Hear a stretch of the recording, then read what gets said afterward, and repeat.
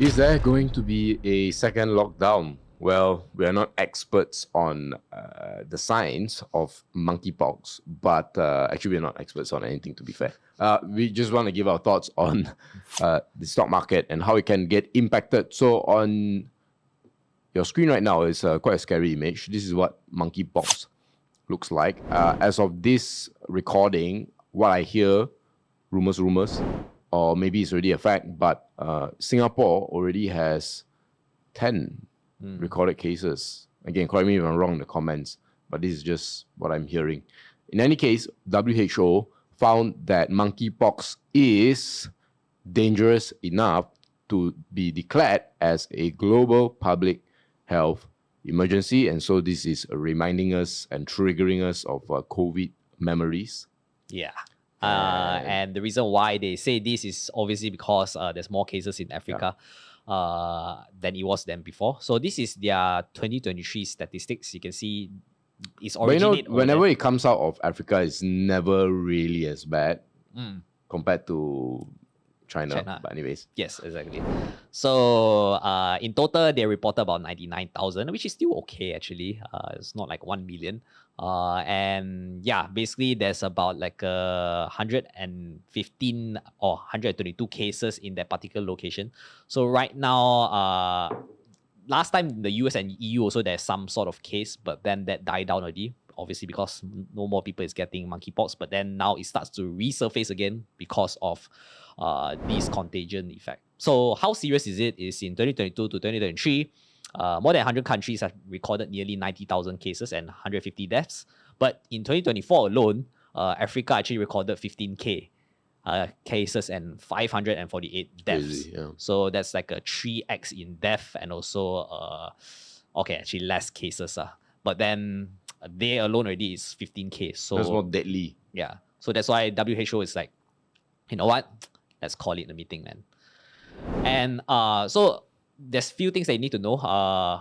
Few transmission in terms of this virus, right? So you have your vector-borne vertical transmission, basically like insect bite you, like for example the Nyamuk Aedes. Yeah, once you bite you, then you get dengue fever. The other one is droplet transmission. So this one is your COVID-19. So yeah, that one's through airborne.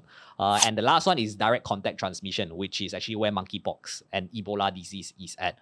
So, which means actually the chances of you getting monkeypox is lower as compared to droplet transmission.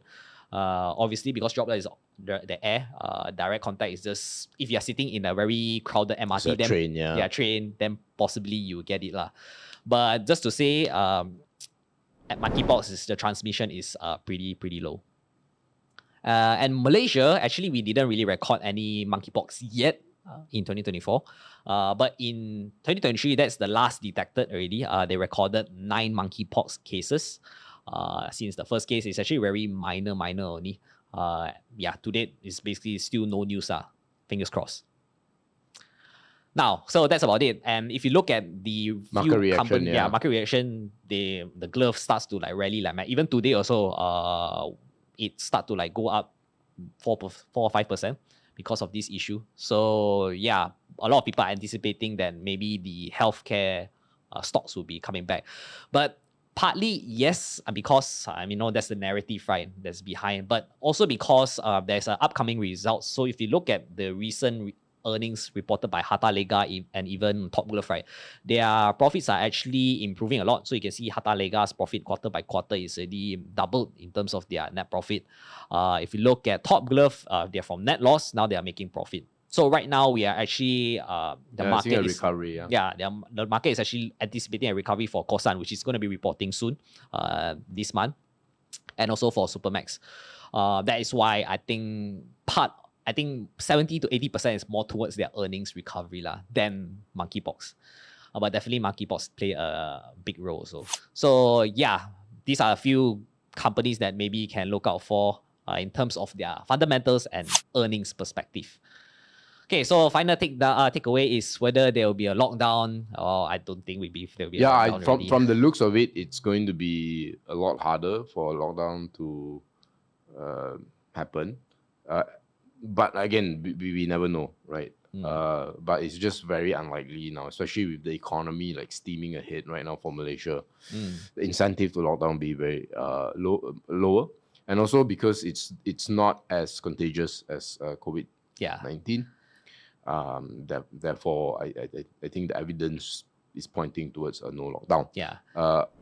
Now, as far as whether or not it's undercovered, I think it is probably overhated.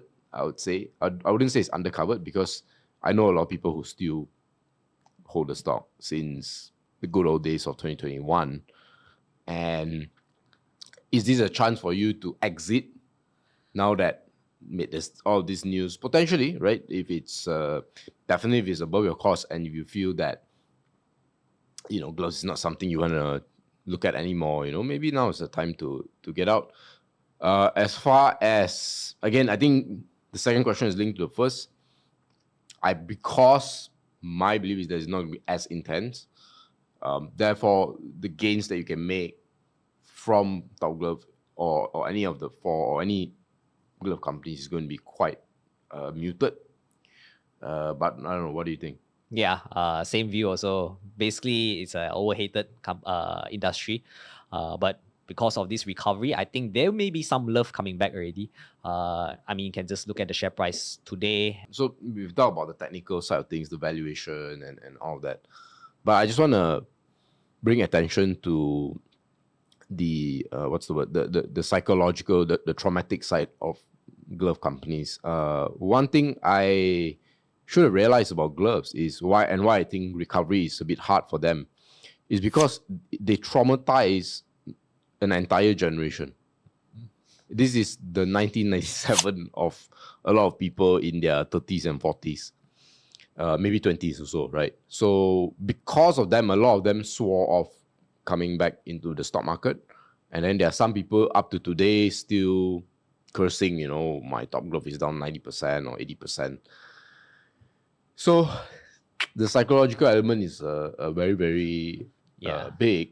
And you can see whenever there's a traumatic event, like let's say the tech bubble in the early 2000s, it took more than a decade to recover.